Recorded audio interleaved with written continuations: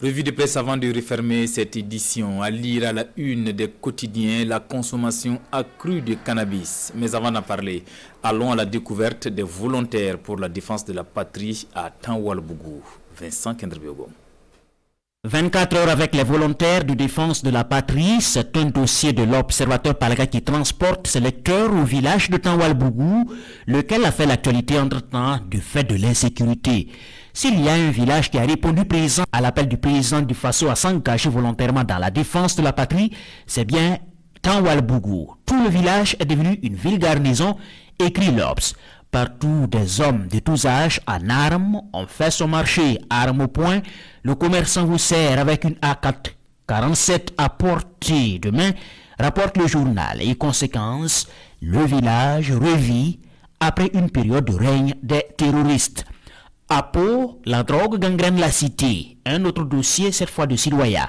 Selon le journal, la consommation de la drogue dans cette ville prend des proportions inquiétantes. Pau étant devenue une ville non seulement de consommation, mais aussi de production du cannabis, ce qui a valu l'érection d'une unité antidrogue pour traquer les trafiquants du produit prohibé.